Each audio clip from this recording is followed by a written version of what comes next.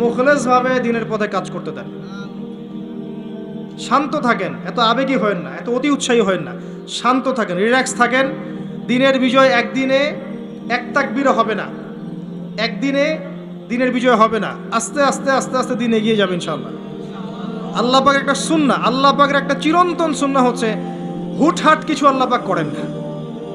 দিন থেকে রাত হয় কি ধাপ করে হয়? আস্তে আস্তে আস্তে আস্তে রাত হয়, খেয়াল করে দেখেছেন? তারপরে যখন দিন হবে, রাত আস্তে আস্তে কেটে যাবে, দিন আস্তে আস্তে আসবে। ধাপ করে সূর্যোদয় হয়? হয় না। এটা আল্লাহর সুন্নাহ, একবারে কিছু হয় না। আপনি অসুস্থ হয়েছেন দেখবেন আস্তে আস্তে সুস্থ হবেন, খেয়াল করে দেখেন। আবার আপনি আস্তে আস্তে অসুস্থ হবেন, ধাপ করে হবেন না। আল্লাহ পাকের সুন্নাহ আছে। দিনের বিজয়ে নবী সাল্লাল্লাহু আলাইহি ওয়াসাল্লামের 23 বছর সময় লেগেছে। ধীরে ধীরে স্টেপ বাই স্টেপ হবে। অতএব অতি উৎসাহী হয়েন না, অতি আবেগী হয়েন না, কনস্ট্রাকটিভ কাজ করেন, মাথা ঠান্ডা রাখেন, অতি আবেগী হয়েন না, রিল্যাক্স থাকেন, আস্তে আস্তে দিনের কাজ করেন, ইনশাআল্লাহ দিন এগিয়ে যাবে ইনশাআল্লাহ। বেশি বেশি মানুষকে দেখাতে যায়েন না। আমার কথা শোনেন, আজকে বাংলাদেশে কয়জন কাদিয়ানি হয়েছে, কয়জন খ্রিস্টান হয়েছে আপনি কি জেনেছেন?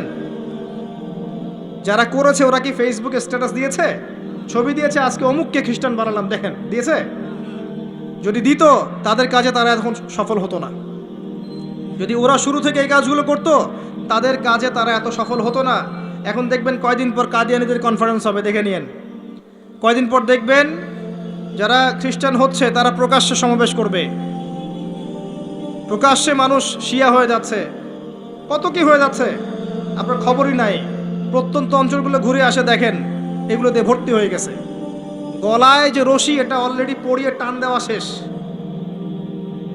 আর আমরা পরে আছি শোডাউন নিয়ে, ছবি তোলা, আপলোড দেয়া, ভিডিও করা, এই করা। আমরা এত আবেগী কেন ভাই? যারা প্র্যাকটিক্যালি কাজ করছে ওরা এত আবেগ দিয়ে কাজ করছে না, প্র্যাকটিক্যালি কাজ করছে। দেখেন মাঠে ময়দানে কাজ করে শেষ করে ফেলছে। বিশ্বাস হচ্ছে না কথা? আপনি উত্তরবঙ্গ ঘুরে আসেন, গিয়ে দেখেন, পার্বত্য অঞ্চল ঘুরে আসেন, দেখেন। আর আমরা পড়ে আছি আইওয়া শোডাউনে। একটা লেকচার দিলে মনে হয় যে সারা জগতের মানুষকে জানাতে না পারলে ভালো লাগে না। গাড়ির থেকে নামবো, সারা দেশের মানুষ দেখুক আমি গাড়ি থেকে নামছি, ঠিক আছে? একজন ভাইকে পেয়েছি, সেলফি ফেসবুক তুলে, মানে একাকার অবস্থা, দেখুক সারা দেশের মানুষ যে উনি এসেছে স্টেজে।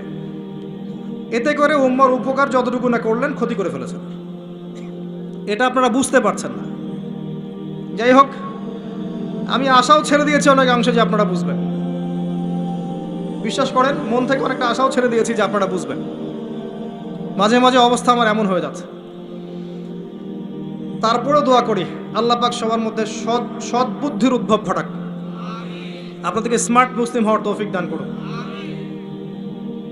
ভিতরে ভিতরে আপনি আত্মশুদ্ধি অর্জন করেন, ব্যক্তি জীবনটা শুদ্ধ করেন, পরিবার ঠিক করেন, পড়াশোনা করেন, হালাল রিজিকের দিকে ফোকাস করেন, আলেম ওলামা সোহবতে যান, দিন শেখান, চর্চা করেন, প্রচার করেন। আস্তে আস্তে দিন আগাবে ইনশাআল্লাহ তাআলা। আল্লাহ পাক কি বলেছেন? ইউরিদুনা লিইউতফিউ নূরাল্লাহ, তারা চায় আল্লাহর নূরকে। আল্লাহর নূর মানে এখানে ইসলাম, একে মুখের ফুৎকার দিয়ে নিভিয়ে ফেলতে। কিন্তু আল্লাহু ইউতিম্মু নূরাহু ওয়ালাউ কারিহাল কাফিরুন, আল্লাহ পাক তার নূরকে প্রজ্বলিত করবেন যদিও কাফেররা তা পছন্দ করবে না। হুয়াল্লাযী আরসালা রাসূলাহু বিল হুদা ওয়া দীনিল হক লিইয়ুযহিরাহু আলা দীনি কুল্লিহি, তিনি সে আল্লাহ যিনি তার রাসূলকে পাঠিয়েছেন দ্বীনে হক সহ এবং হেদায়েত সহ, যাতে করে ইসলাম অন্য সমস্ত দ্বীনের উপর বিজয়ী হতে পারে। ওয়ালাউ কারিহাল মুশরিকুন, যদিও মুশরিকরা এটা পছন্দ করবে না। এটা আল্লাহ পাক করবেন। কখন করবেন? যখন আপনি আপনার কাজ দায়িত্ব পালন করুন। ইন তানসুরুল্লাহ ইয়ানসুরুকুম।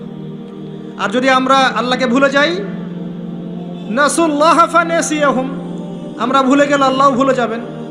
আল্লাহ তো ওয়াদা করেছেন যে আনতুমুল আলাউনা ইন কুনতুম মুমিনিন, তোমরা যদি মুমিন হতে পারো আল্লাহ তোমাদেরকে বিজয় দিবেন। ওয়ালা তাহিনু ওয়ালা তাহসান, হীনবল হয় না, দুশ্চিন্তাও করো না। আল্লাহ তো ওয়াদা করেছেন।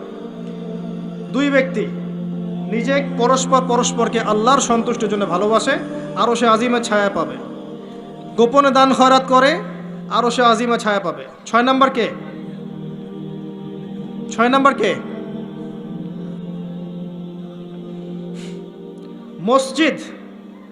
মসজিদের সাথে যাদের কলব অন্তর জুড়ে থাকে এরা হচ্ছে এক শ্রেণী। আমি সিরিয়ালটা হয়তো ভুল করেছি, বাট এটা আছে 6 নম্বর। এক নাম্বার বলছি ন্যায় পরায়ণ বাদশা। 2 নাম্বার যুবক, যার যৌবনকালটা আল্লাহর পথে সে কাটিয়ে দিয়েছে। 3 নাম্বার সুন্দরী নারী আহ্বান করেছে কিন্তু সে বলেছে আমি আল্লাহকে ভয় করি।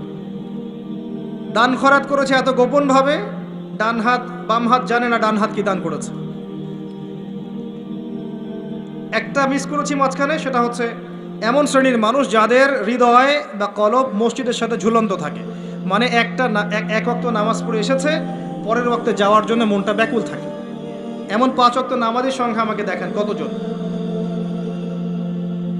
এবং যারা পড়ছি তারাও নামাজ বুঝে পড়ছে কিনা, নামাজে দিল লাগে কিনা, নামাজ পড়ে তৃপ্তি হচ্ছে কিনা, নামাজ পড়েও হারাম ছাড়তে পারছে কিনা, এগুলো খেয়াল করেন। ফজর এশায় কয়জন আসছে খেয়াল করেন। এগুলো ইম্পর্টেন্ট জিনিস, বেসিক জিনিস। আরেকটা হচ্ছে 7 নাম্বার, যে আল্লাহর স্মরণে যেই ব্যক্তিরা গোপনে চোখের পানি ফেলতে পারে, আল্লাহকে স্মরণ করেছে গোপনে নীরবে নিভৃতে, চোখ দিয়ে দরদর করে পানি পড়ছে, এই চোখ জাহান্নামের আগুন দেখবে না ইনশাআল্লাহ। এই 7 শ্রেণীর মানুষকে আল্লাহ পাক তার আরশের ছায়ায় ছায়া দিবেন। আমরা কি আরশের ছায়া পেতে চাই? আল্লাহ পাক আমাদের এই 7 শ্রেণীর অন্তর্ভুক্ত হওয়ার তৌফিক এনায়েত করুন, আমিন।